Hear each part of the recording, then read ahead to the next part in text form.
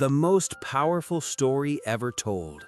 From Genesis to Revelation, the origin, the fall, and the redemption of the world.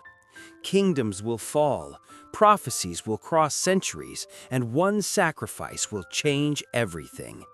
A journey of faith, love, and perseverance. Watch now a summary of the main events recorded in the book of the Word of God, the Holy Bible. Because this is not just a story, it is the truth that crosses time.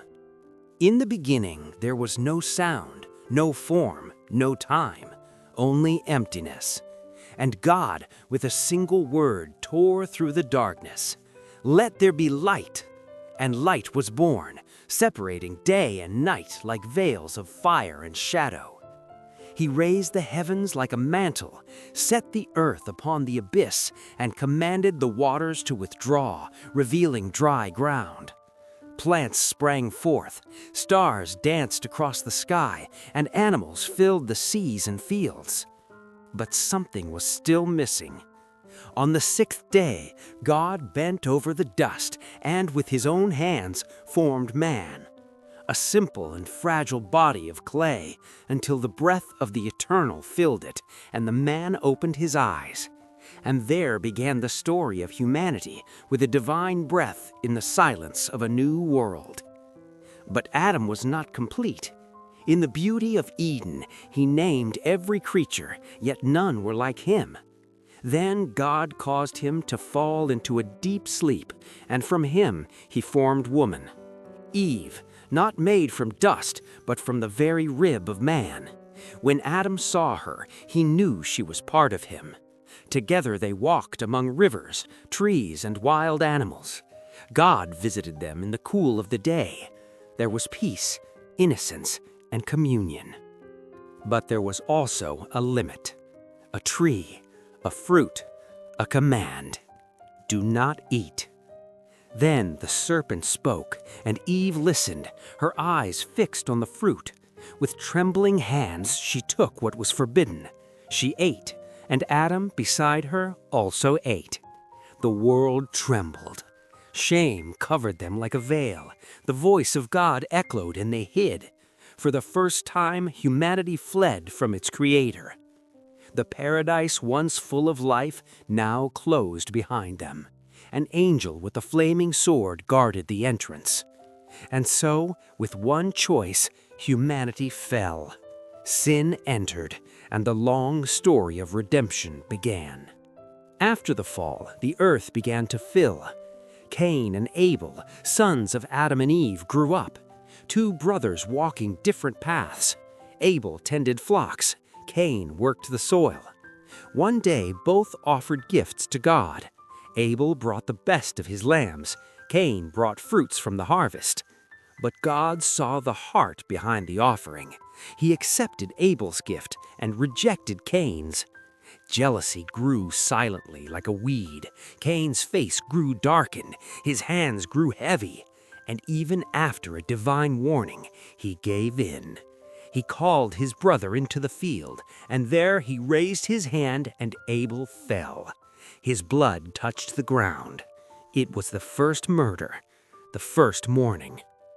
Generations multiplied, and with them wickedness. The earth, once full of life, now overflowed with violence, corruption, and cruelty.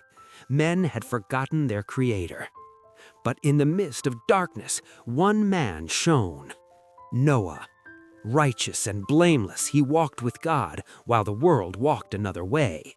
Then came the divine command, build an ark. Even without rain, without a sea nearby, Noah obeyed. For years he hammered wood while neighbors mocked him for believing in an invisible judgment. But God did not want only to save a family, he wanted to preserve life. Then, 2 by 2, the animals came, beasts of the jungle, birds of the sky, creatures of the land, great and small, tame and wild. They entered the ark, male and female, as God had commanded. And then the heavens opened. The fountains of the deep burst forth. Rain fell for 40 days and 40 nights without stopping. Mountains disappeared, cities sank, Cries were swallowed by the waters, and the ark floated. Inside it, one family, one remnant, one future. When the waters finally receded, the ark rested on dry ground. A dove flew and returned with a branch. It was the sign. Life was beginning again. After the flood, humanity grew once more in number and in pride. They spoke the same language, dreamed the same dreams, and decided to become their own gods. On a vast plain, they began to build a tower. It was not only stone upon stone, it was pride upon pride. "Let us make our name for ourselves," they said. "Let us reach the heavens." Bricks, mortar, and a structure rising as a challenge to the skies. But God came down to see what men were building, and where unity served pride, he acted. Suddenly, words were confused. Eyes still recognized each other, but voices could no longer understand. Confusion, shouts, tools abandoned on the ground. The project stopped, and the men, once united by ego, were scattered by the winds. It was the end of the tower, the end of arrogance, and the beginning of nations. Each people followed their own path. Each language formed its own god. Truth was fragmented, and altars multiplied in silence. In the midst of this broken world of many gods and lost hearts, God spoke to one man, and that man listened. His name was Abraham.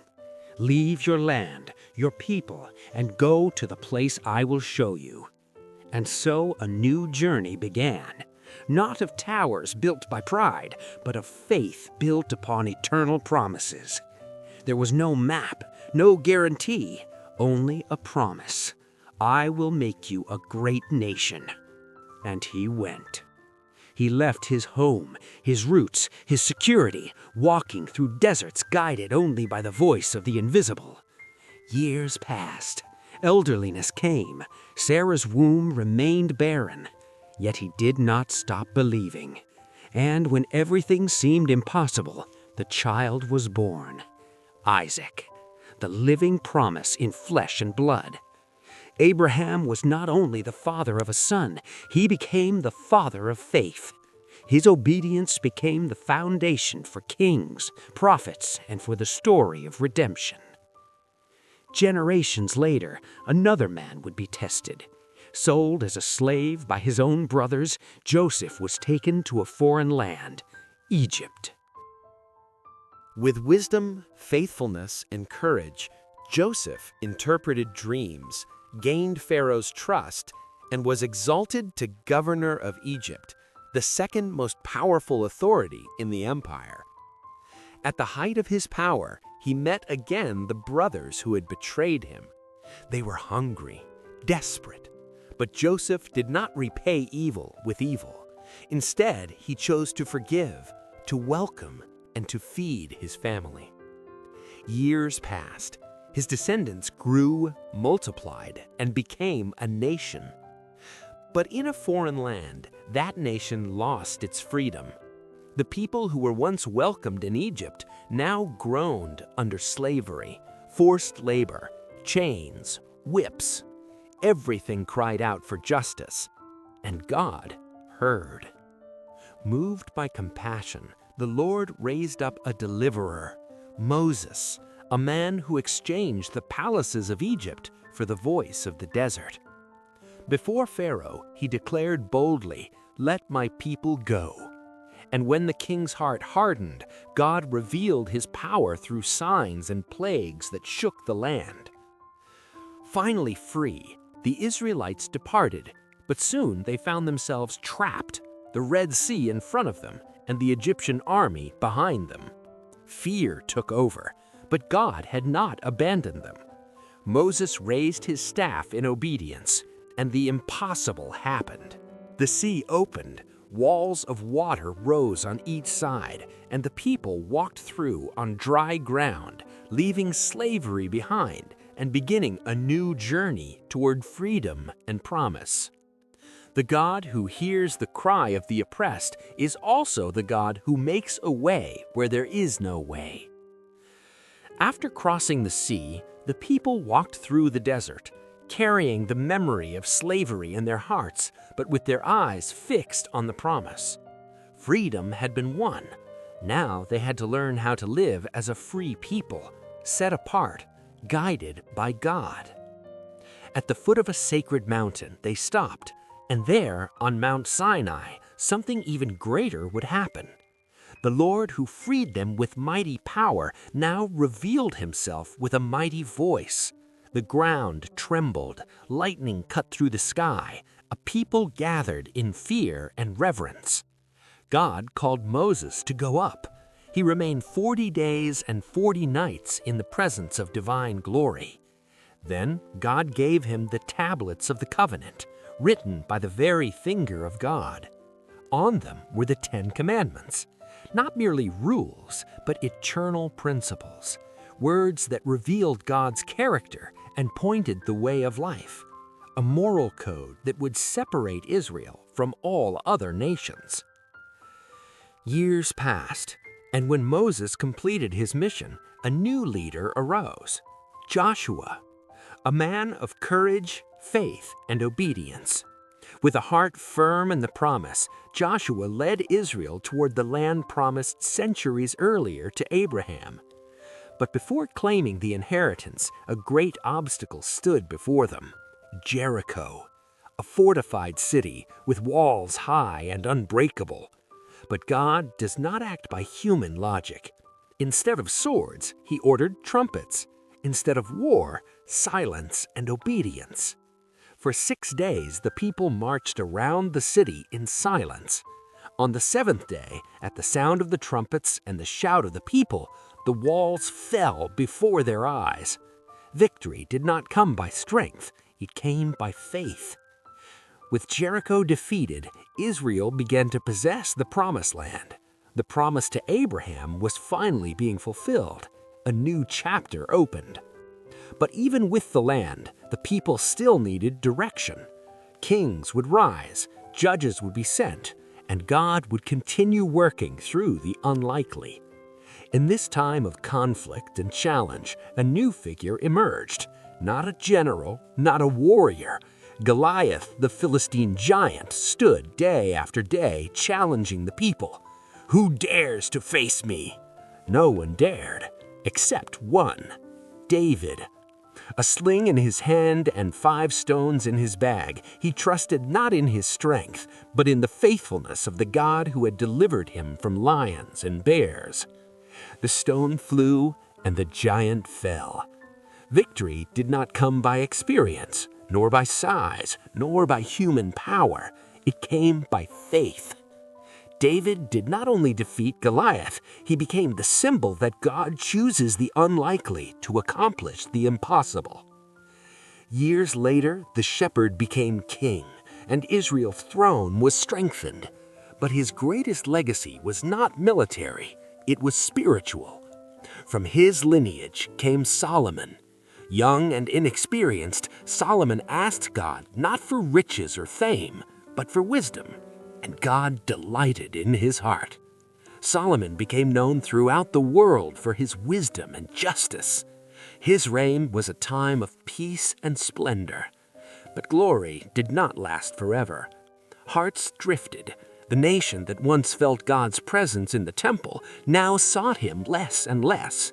So God sent prophets, lonely voices crying in the crowd. But they were rejected. Jerusalem fell. Walls were destroyed, the people were taken into exile. Yet God had not abandoned them. Among the faithful was Daniel, thrown into the lion's den, but God shut the lions' mouths. His friends were thrown into a furnace, but someone walked with them in the fire. Someone like the Son of God. Even in captivity, God remained present. Then the prophets announced a promise. A Messiah would come, not as a warrior king, but as a suffering servant. And in silent night, in Bethlehem, the promise was fulfilled. Not in palaces, but in a stable. The Word became flesh. God walked among men. Jesus walked among the forgotten. He healed. He loved, he forgave, he died. On the cross, he prayed for his executioners. The earth shook, the veil was torn, but the death could not hold him. On the third day, he rose. The tomb was empty. Jesus defeated sin, defeated death, defeated hell. The cross was not the end, it was the beginning.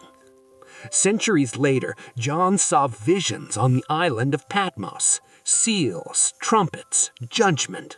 And then a voice said, "Behold, I make all things new."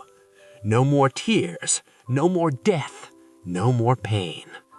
And so ends, or perhaps begins, the greatest story ever told. From Eden to the New Jerusalem, the Bible reveals God's eternal plan to create, to redeem, to restore. The Bible is not just a book, it's a love letter, a promise, and its final word echoes with hope. Jesus is coming, and with him, eternity. Welcome to the Atlas of Faith. In the next video, we will tell the story of Jesus in detail. Subscribe, turn on notifications, and prepare your heart. The most powerful story ever told is just beginning.